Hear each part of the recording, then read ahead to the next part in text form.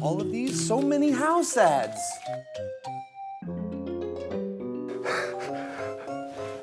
Why is it so important to a Chinese person to own a home? So, sir, why did you buy a house? 结婚才需要这个买房子，就是为了想和一个自己喜欢的人在一块儿。有房子就有家，能够过得这边有归属感一点。我过生日的时候，我老公送我的。 The United Nations World Happiness Report 2019 shows that the 10 happiest nations in the world are mostly Scandinavian countries. China ranked only 93rd. Much like highly developed Scandinavian countries, China has established a network of social security systems covering employment, retirement, and healthcare. But housing remains one of the burning issues affecting Chinese people's happiness.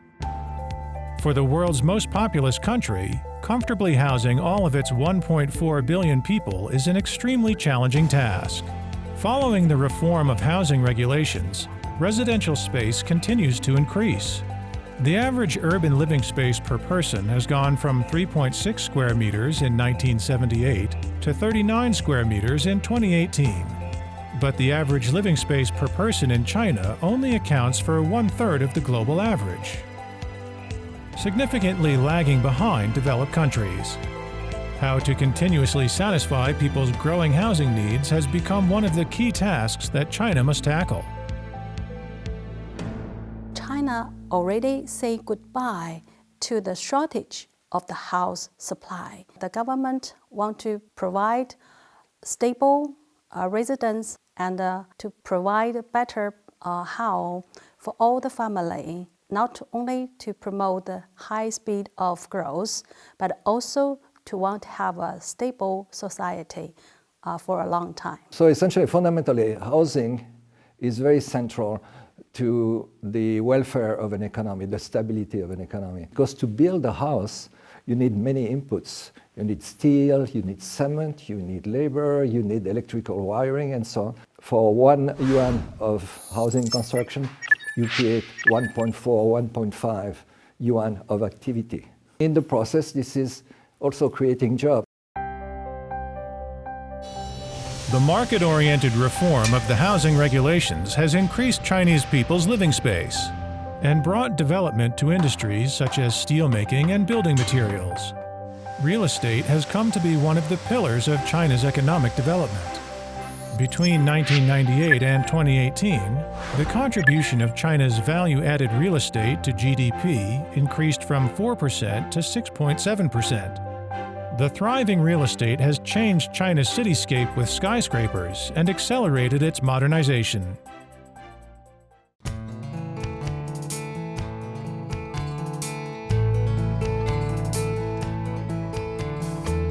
This is Beijing, right? How the city is planned. We have to make a city master plan first, Right. and then to decide where and how to develop the city.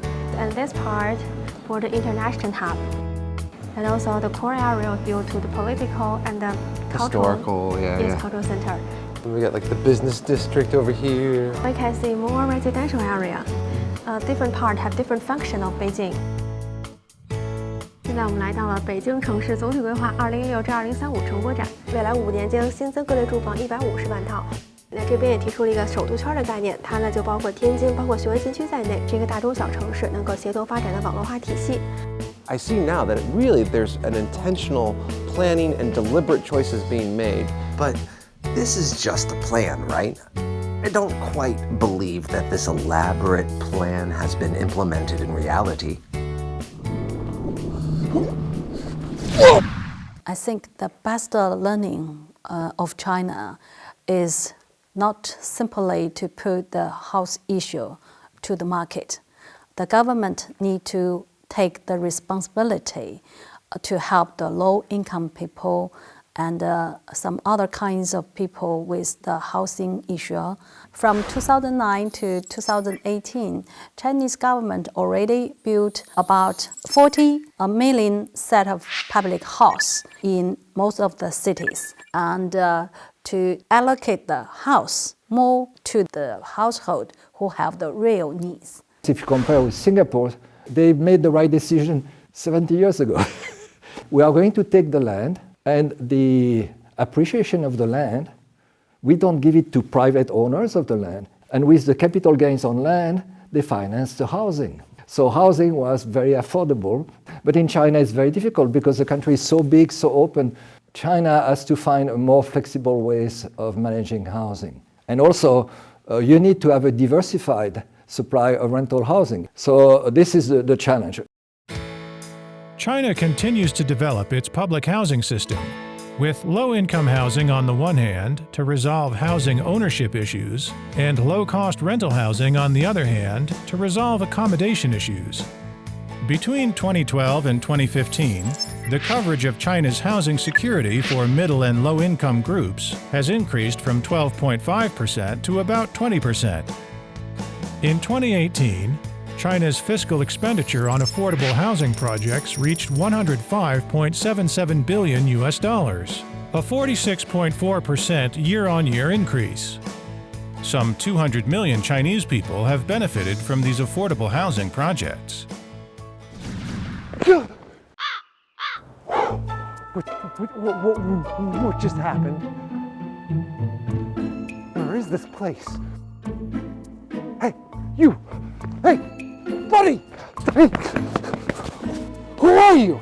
Where is this place? 这里是交厂公租房项目，我是这儿的设计师。别着急，要不然我带你转一转，熟悉一下这块，好不好 Okay. 走。我们所在的位置呢是北京市郊外厂的一个旧址，整体地上的建筑面积是24万平米的公租房。我们主要为了保障北京市4646户保障性住房的一个住户的一个需求，我们规划设计了很多配套服务设施。我们在这个项目规划了养老院、幼儿园，同时在每栋楼的底部，我们设计了小型的超市、洗衣房、便利店，各种混合的功能全都在这个社区里边。这3栋房也是采用这种超低能耗的技术，满足一个日益提高的一个居住的一个体验。Houses like these that have a sense of comfort and warmth ought to be provided to more people. I mean, look here. This will be a lively place one day in the future when people come to live here. However, the city is developing so fast, and with more people comes more homes. And it starts to become crowded and suffocating. Is there a better solution? Urbanization is one of the big challenges for China to deal with the house market. These big cities will attract more and more people moving in, and that is generate a lot of house demand there. The government would like to provide more public house. For example, Wuhan, Zhengzhou, Xi'an. One of the major is to provide a renting house or a low-cost house for the young talents. If you think of how a city is built, you need to build infrastructure. So in China, because you had good administration by international standards, the infrastructure was built first. So China didn't have these very large slums that you see, for instance, in Latin America. So in that sense, China has been different. Chinese people's demand for better living conditions is gradually rising. They care about not only bigger living space, but also better living environment. In recent years, the Chinese government has increased its investment to continuously improve infrastructure such as power, water supply, and roads, in addition to the construction of public facilities related to education, business, and medical care. Meanwhile, rural revitalization has provided new ideas for building habitable environments, which have promoted rural development and perfected rural living facilities. The improved urban and rural living environments provide Chinese people with greater housing choices.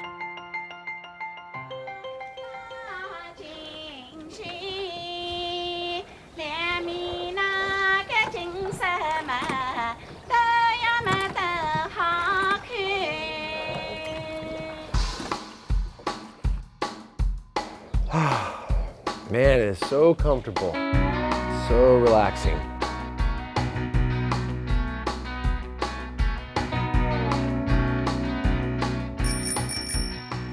你好，你房子好看，参观一下好不好？好。那我们进去。Beautiful， 西餐。Yeah. Good place to work. Good, almost like a laboratory table. This place is great. How long have you lived here in this village? 我从小就在这个城市里住。70年代的时候，我们盖了一个小房子，只有3间，比较矮小，没有这么应季节的设施。我们拍了一个全家福，这是在老楼房里面拍的。15年的时候建成了这样子别墅了。So you've lived here your whole life. What changes have occurred here in the village? 这几年我们的城里的变化很大。现在呢，我们村上呢有245人家，也在145人家已经盖起了新房了，还有100户人家呢正在这个申请。到以后你3年以后来看，那哇！我们这个村庄变得更美丽了。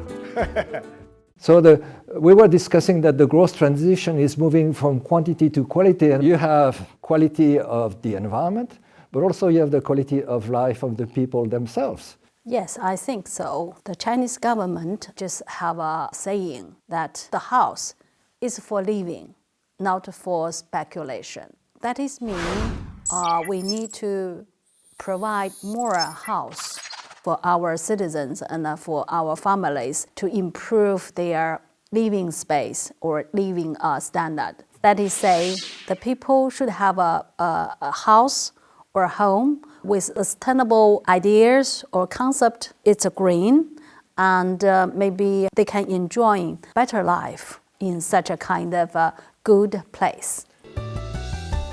Humans have always sought to improve their living environments. As urbanization sweeps across the globe, sustainable development of living environments has become a shared goal of the world. Following rapid urbanization, China has begun to focus on quality and people. After sound planning and management, Suzhou in East China's Jiangsu province has gone from a bleak coal city to an ecological urban center. Areas affected by land subsidence were turned into a wetland park with a lake. In 2018, it received the United Nations Human Settlement Programme's World Habitat Award. China's construction of habitable environments serves as an example for the world.